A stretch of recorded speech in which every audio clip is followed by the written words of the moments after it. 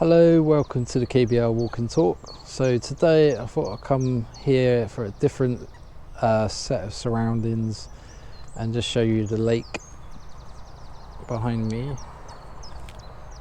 So it's very shallow, not very deep. I thought today I'll just start off with something peaceful and relaxing before I get onto the nitty gritty. So let's start off. There's quite a bit to say. We're going to talk a bit about war. We're going to talk about the green agenda, and starting off, firstly I'm going to talk about the war stuff. So in Germany passed this legislation back in January where anybody who's a German national aged from the age of 17 to 45 has to ask permission to leave Germany for longer than 3 months. So the German government want to know where they are, so if they need them they can call them up. So even though it's peacetime, there's no indirect or direct battles going on between Europe and the rest of the world. And you could say Ukraine and Russia's Europe, but it's like the end of Europe, isn't it? But they are European, but then it's different. But I'm talking about the Western European countries. And so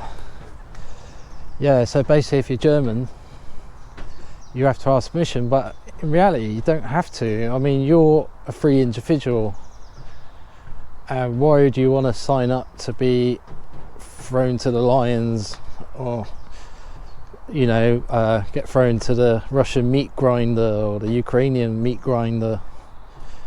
Because a lot of these wars is about depopulation and eugenics.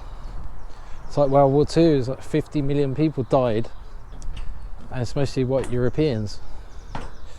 And then Russia had so many casualties. There's still a difference today between males and females. There's like 11 million more females than there is men.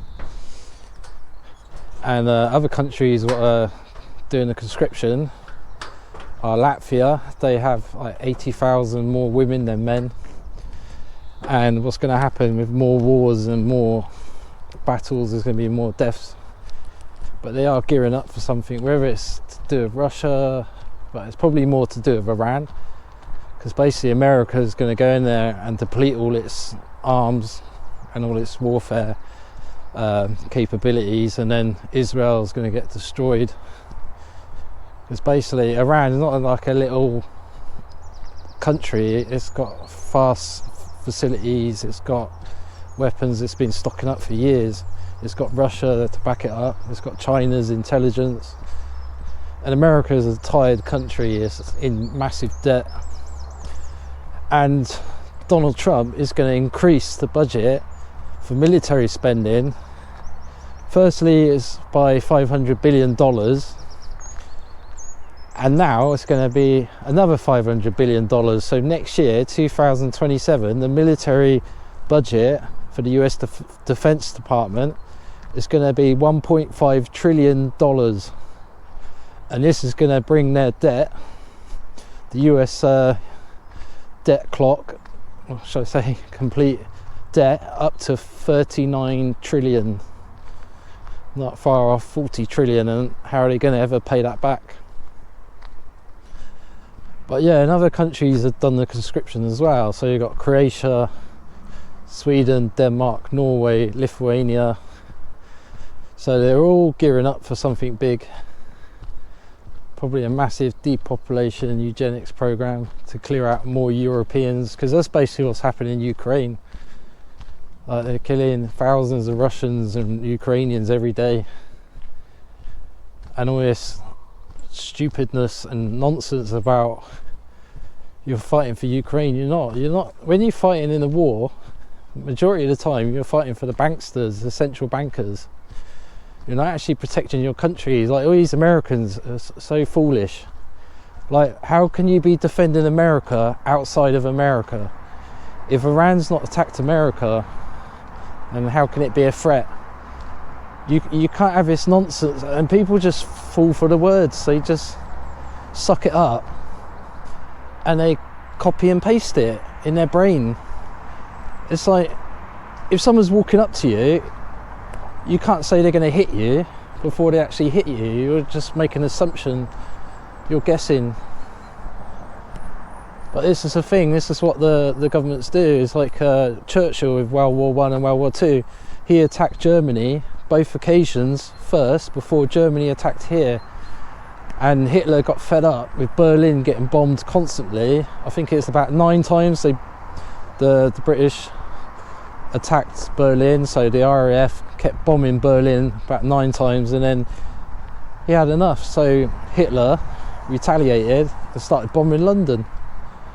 Like, it's reasonable, isn't it? If your country keeps getting attacked, then you're going to retaliate and attack them back.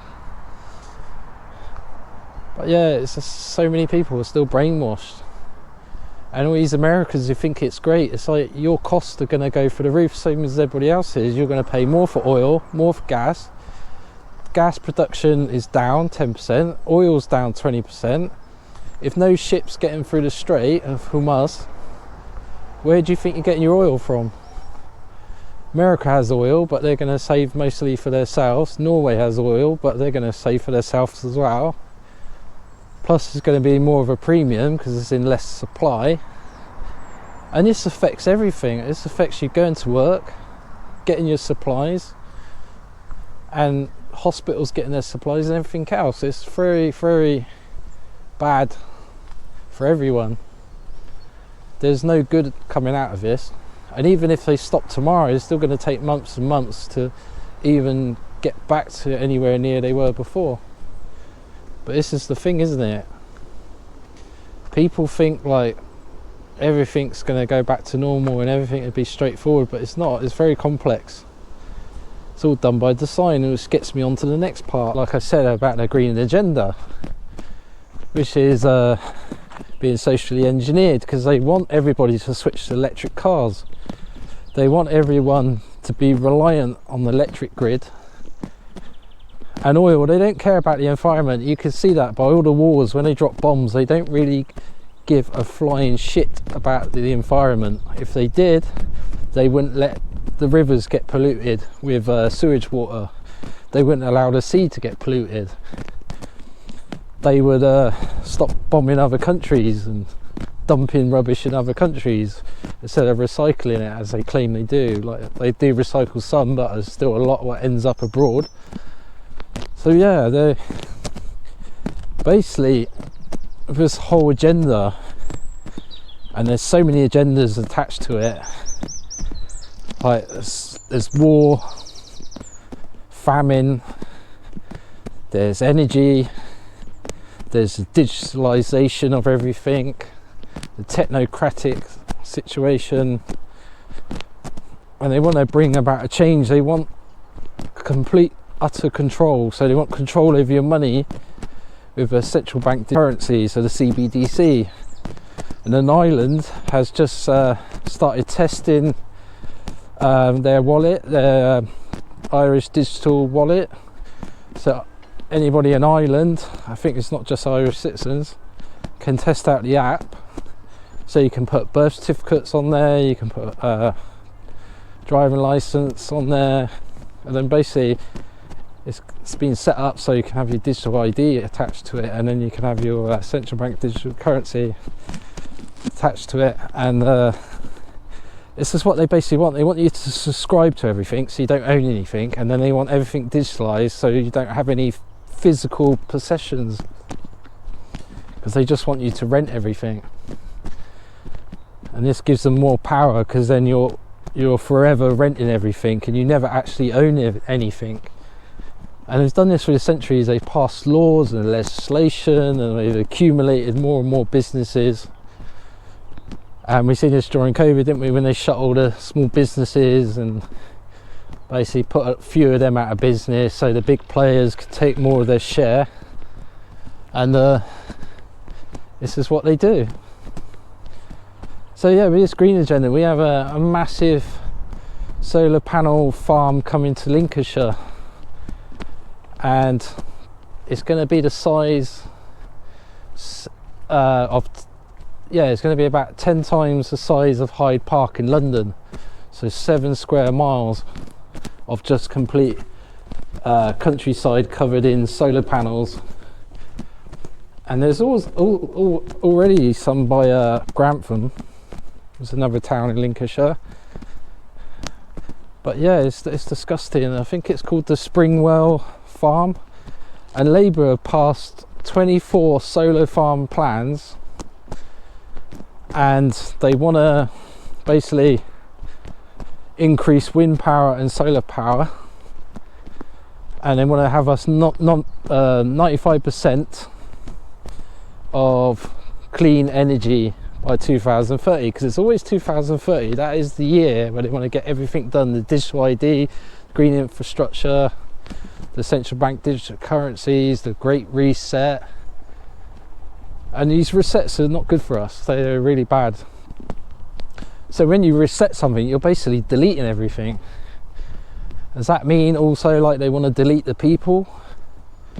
Because we had it through the centuries. We had the Great Fire of London, which was a reset in 1666, and then they basically classified people as I'll put it up after, but they basically classified people lost at sea. So yeah, I'll put the legislation up after, but it's basically trying to say that people have less rights to everything, and all these resets are basically covered up everything with the mud floods, and a lot of buildings have got lower floors but they're hidden away, and they destroyed quite a few cities and towns, and there's a lot of hidden history underground. Yes, people dug up in the ground and they found these structures, and they found the past hidden away, because they were resets as well. There was even a place called Tataria before, and there's always technology, and it's all been hidden from us. I was walking past another solar farm. It's like we've got to grow food in these places. I showed you this before in another video, but yeah, that's supposed to be for food production. Yeah, going back to the Springwell Solar Farm, which I'm not sure what part of Lincolnshire it's going to be placed in, but I will share that after. So it's supposed to power 180,000 homes and produce 800 megawatts. And Labour have said they want to double the wind power as well in the UK, so onshore wind power, and they want to triple offshore wind power, so in the sea, off the land, and also they've quadrupled the solar installations in barely 5 years. So they've massively expanded on the solar, and this is like crazy when you look at where we are, and it's like it's not even the warmest part of the country, and it's like, is it any use? I mean, they get some electric out of it, but it's not going to be as efficient as what they claim it to be. And we had Ed Militand saying we can't drill in the North Sea any gas or oil because he wants to keep to his net zero wet dream, you know. So basically they're going to push the price up of oil so much that people are going to be forced into electric cars, but then that's not as convenient and as great as it sounds, because now electric cars have to pay for a road tax, and the price of electric is going to go up. It's going to go up anyway, so it's not going to be as great as what people think it's going to be. A bit of building work going on next door.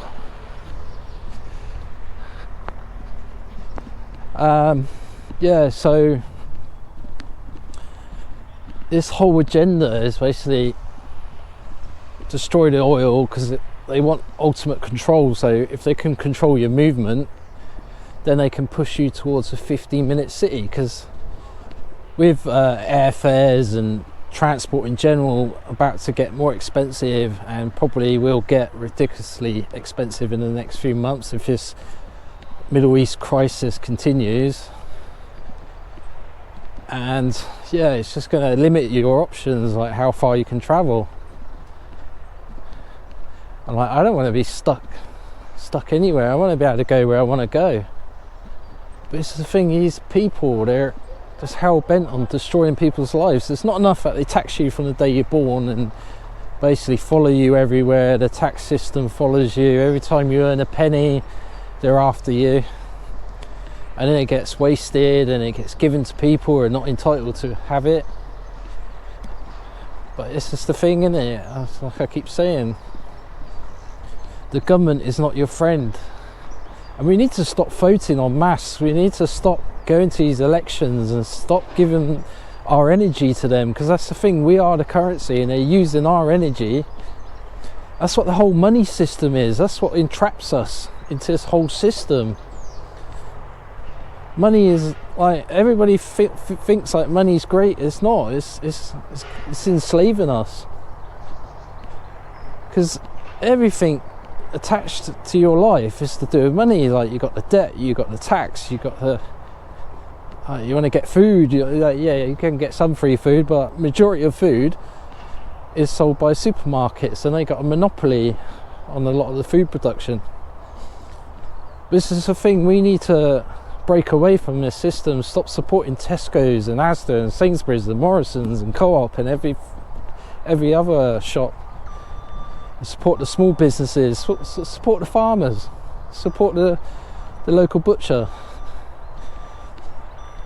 Yeah, and I just mentioned as well, Keir Starmer, or Stalin, he's getting ever closer to the EU. And last year there was an EU and UK reset summit.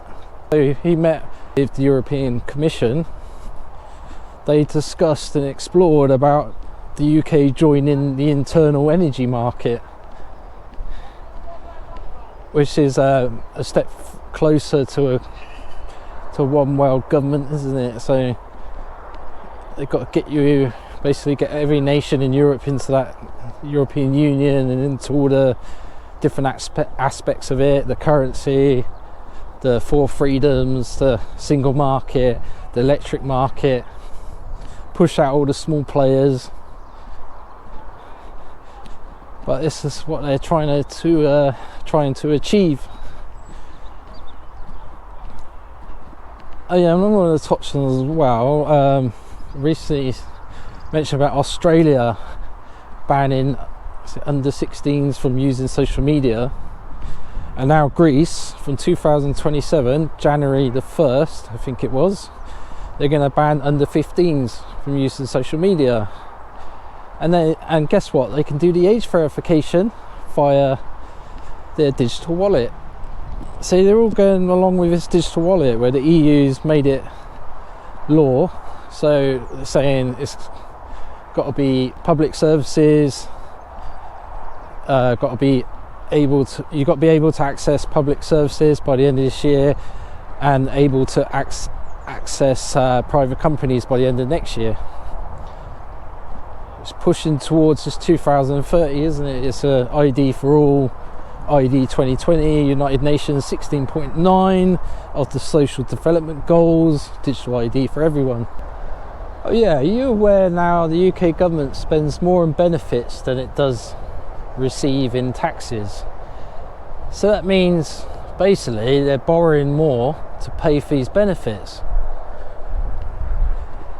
And what happens is, like, if you have a business and you spend more than you make, you basically go bankrupt. This is what they want, isn't it? They want every leader in the West to look incompetent, so they can have the building blocks to get public support to support more countries joining these regional blocks.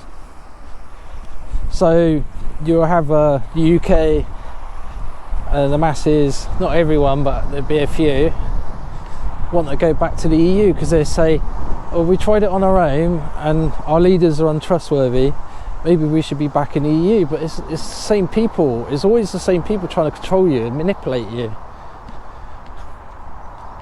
And the bigger association, what's it call it, the bigger market. Yeah, the thing is, when you're a small country, all the standards are pretty good normally. Like every good nations like Switzerland, everything's pretty good. But then you look at America, it's like so dysfunctional and so much crime because it's too big, and it's like basically hasn't got the resource. Well, it's got the resources, but it hasn't got the wealth of the smaller nations because it overstretches itself. It's a war machine, so all the wars cost billions and billions of dollars, and countries like Switzerland that don't get involved in any wars is quite wealthy because of that. And sorry about noise, bit of traffic. And yeah, that's the thing, if the UK joined the EU, then it's basically like a satellite state, just gets incorporated into a regional bloc, and that's where all the problems start.